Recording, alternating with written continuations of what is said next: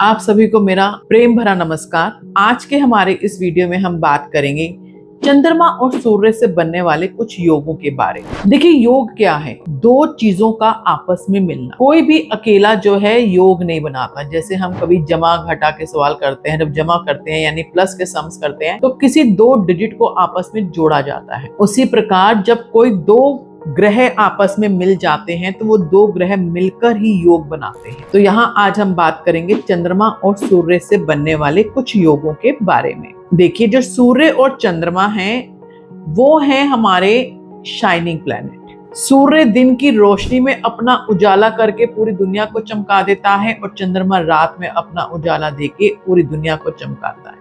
इसलिए सूर्य और चंद्रमा को जो है शाइनिंग प्लैनेट की उपाधि दी गई है। फिर उसके बाद हमारे प्लैनेट आते हैं मंगल, बुध, गुरु, शुक्र और शनि। 5 ग्रह। ये 5 ग्रहों को हमारी ज्योतिष शास्त्र में यानी कि एस्ट्रोलॉजी के अंदर तारा ग्रह कहा गया है, स्टार प्लैनेट। हम सब ने हमारे आकाश में, आसमान में तारे देखे हैं, तो ये जो 5 ग्रह हैं इन्हें इन तारों की उपाधि दी गई है। और राहु और केतु जो बचे उन्हें कहा जाता है छाया ग्रह। अब कैसे इन प्लैनेट्स के साथ में हमारे कुछ योग बनते हैं जो जीवन की हर कदम पे आपकी एक किसी जातक का जब D1 चार्ट देखा जाता है और उस D1 चार्ट के अंदर जब कोई प्लैनेट, 2 प्लैनेट एक साथ बैठ जाते हैं तो किस प्रकार ये योग हमारे जीवन में कैसा असर डालते हैं। कुछ योग होते हैं कि जो हमें जीवन में खुशहाली देते हैं।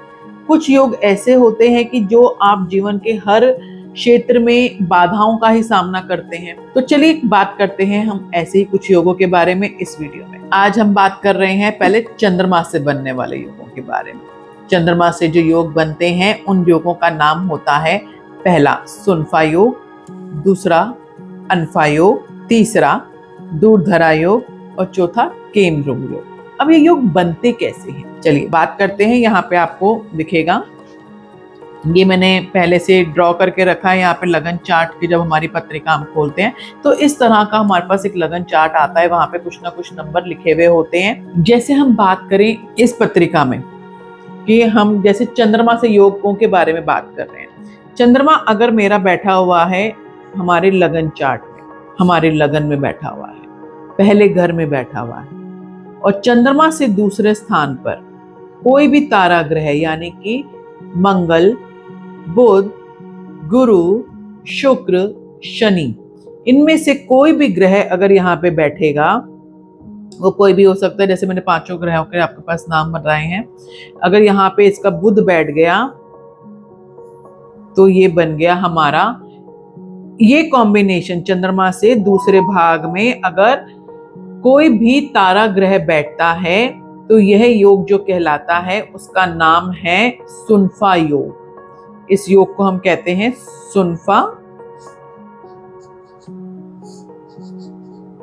सुनफा योग। जब भी जातक की कुंडली में यह योग बनता है कि जब चंद्रमा से दूसरे भाव में कोई तारा ग्रह बैठा हो तो ऐसा जातक, धन संपत्ति अच्छी होती है इनके पास, इनको अच्छा मान सम्मान मिलता है, जीवन में सुख, शांति, समृद्धि सब कुछ इन्हें मिल जाती है। यहाँ तक हमने बात की चंद्रमा से बनने वाले सुनफा योग के बारे में। अब अगला योग जो हमारा आता है वो आता है अनफा योग, यानी कि चंद्रमा से दूसरा योग जो बना अनफा योग। वो कैसे बनता है?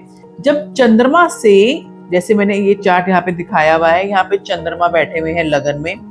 अगर चंद्रमा से 12वें भाव पे, जब हम इसको यहीं से काउंट करेंगे, 1 1 2 3 4 5 6 7 8 9 10 11 12, इस 12वें भाव में कोई भी तारा ग्रह बैठा हो, यानी कि अगर मैं लगा लूं कि व्यक्ति का शुक्र यहाँ बैठा है या गुरु यहाँ बैठा है, इनमें से कोई भी प्लैनेट, अगर एक प्लैनेट बैठा है यहाँ पे, बुध बैठा है या शनि यहाँ बैठा है, इनमें से कोई भी अगर हमारा एक ग्रह चंद्रमा से यानी कि 12वें भाव में इन तारा ग्रहों में से कोई भी एक ग्रह अगर बैठ जाता है तो ये जातक की पत्रिका के अंदर जो योग बनाता है उसका नाम होता है अनफा योग। उसका नाम होता है अनफा योग। अब जब ये अनफा योग, अगर ये योग जातक की पत्रिका के अंदर बनता है तो ऐसा व्यक्ति धार्मिक होता है, अपनी हेल्थ के लिए अच्छा होता है। तो अगर ये योग बनता है तो वो अपने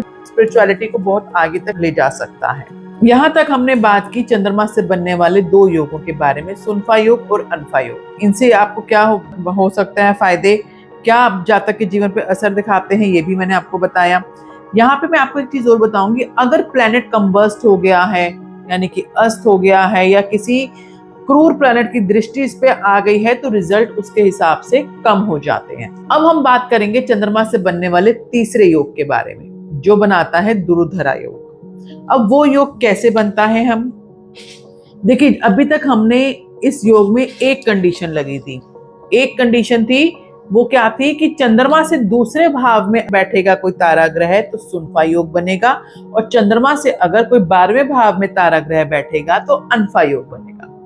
अब हम बात करते हैं तीसरा दुरुधरा योग। इसमें आता है कि चंद्रमा से दूसरे यानी कि यहाँ पे, और चंद्रमा से 12वें यानी कि यहाँ पे कोई तारा ग्रह अगर होगा, दोनों कंडीशन अप्लाई होंगी। यहाँ पे चंद्रमा से दूसरे और चंद्रमा से 12वें भाव पे अगर कोई तारा ग्रह होगा तो ये बनाएगा दुरुधरा योग। यहाँ प्लैनेट का, अच्छे प्लैनेट का होना, शुभ प्लैनेट का होना या अशुभ प्लैनेट का होना जातक के मन की स्थिति बताएगा। अगर यहाँ पे चंद्रमा के साथ आगे पीछे शनि हो गया या साथ में आ गया, तो पहले तो चंद्रमा के साथ अगर शनि आ गया तो इस जातक की जन्म से ही जो है 7.5 लग गई। लेकिन अगर चंद्रमा से 12वें भाव में शनि है या चंद्रमा के साथ मंगल है, डिपेंड करता है कि कौन सा ग्रह यहाँ पे है, वो जातक के मन की, उसका मन कैसा है, उसका मन मजबूत है कि मन कमजोर है, जीवन में अपने फैसले स्ट्रॉन्ग से ले पाता है कि नहीं ले पाता। तो ये योग बताता है जब चंद्रमा के साथ कोई भी ग्रह आके बैठता है,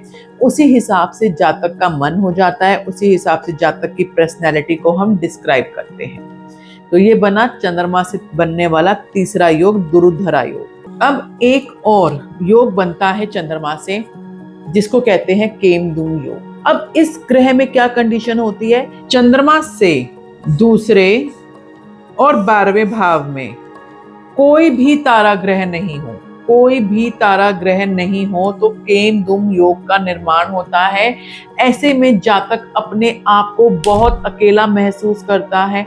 जितनी बड़ी भीड़ भाड़ हो, सब कुछ हो, बहुत बड़े क्राउड में है, बड़े पूरे परिवार के साथ में है, अपने दोस्तों के साथ में है, लेकिन उसका मन अकेलापन ही महसूस करता है। व्यक्ति की इंडिविजुअल पर्सनैलिटी को ये खत्म कर देता है कि आप अकेलापन महसूस कर रहे हैं, आप उदास हैं, तो दिक्कतें आपके लिए बढ़ा देता है। लेकिन यहाँ कुछ एक्सेप्शनल केस भी आते हैं केमद्रुम योग के बारे में। चलिए अब हम बात करते हैं केमद्रुम योगों के एक्सेप्शनल केसेस के बारे में। जैसे आपको मैंने अपने वीडियो में बताया कि चंद्रमा से दूसरे और 12वें भाव में अगर कोई भी तारा ग्रह नहीं है तो केमद्रुम योग का निर्माण होता है। इस योग में व्यक्ति अपने आप को अकेला महसूस करता है, लेकिन कुछ शर्तों के साथ में। अगर कुछ अलग, जैसे चंद्रमा के साथ हमारा गुरु बैठ गया, चंद्रमा के साथ गुरु बैठ गया 1, 4, 7, 10 में, चंद्रमा के साथ अगर गुरु बैठा है हमारे केंद्र भावों में 1, 4, 7, 10 में, या चंद्रमा से 1, 4, 7, 10 में गुरु बैठा है, गुरु चंद्रमा के साथ बैठा है, तो ये योग का जो निर्माण करता है इसका नाम हो जाता है गज केसरी योग। गज का मतलब होता है हाथी और केसरी का मतलब होता है शेर। हाथी जब भी चलता है तो अपनी मस्त चाल चलता है, सबको उसे जगह देनी होती है, और शेर जो होता है जब अपनी आवाज निकालता है, दहाड़ता है ना, तो दूर दूर तक भी सन्नाटा छा जाता है। तो ऐसा व्यक्ति इस तरह की पर्सनैलिटी वाला होगा, जहां भी जाएगा लोग उसे स्थान देंगे, आवाज लगाएगा तो लोग इसकी पुकार को सुनेंगे। जीवन के हर क्षेत्र में इसे धन, संपत्ति, मान, सम्मान सब मिल जाता है इस योग के अंदर। कुंडली को जब भी हम एनालाइज करते हैं उसके अंदर और भी ग्रहों की महत्व होता है। हमें हर एक चीज को देखना होता है कि किस तरह से ग्रह आगे बढ़ रहा है, किस तरह से हर योग बन रहा है। ये बात हुई अगर चंद्रमा के साथ गुरु बैठे। अगर चंद्रमा के साथ बुध बैठ जाए तो बुध जो है जिस भी ग्रह के साथ बैठता है उसी की पर्सनैलिटी को ऑब्जर्व कर लेता है। चंद्रमा जो है बहुत ही चंचल ग्रह है, बुध जो है बच्चा है तो उसी की ग्रह कर लेता है। ऐसे जातक को पता ही नहीं होता कोई मेरे बारे में क्या सोच रहा है, ऐसे व्यक्ति को बिल्कुल भी नहीं पता होता। वे अपने मन मुताबिक जीवन को जीना चाहता है, अपने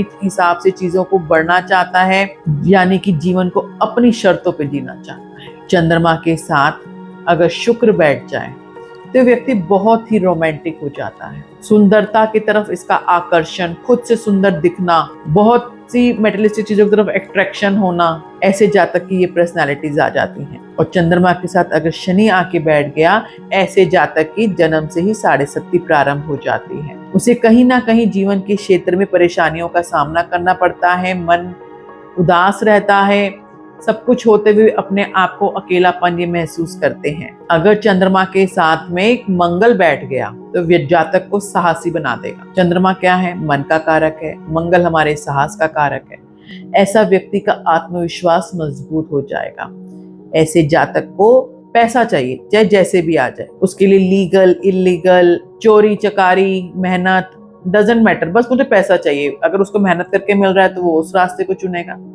अगर उसको लग रहा है मेहनत करके मुझे चीजें नहीं मिल पा रही हैं तो वो उस दूसरे रास्ते को चुनेगा। तो यहाँ तक हमने बात की चंद्रमा के साथ बनने वाले सभी योगों के बारे में। आज की वीडियो हमारी यहीं तक के लिए। फिर मिलते हैं आपसे किसी नई वीडियो में किसी नए टॉपिक के साथ।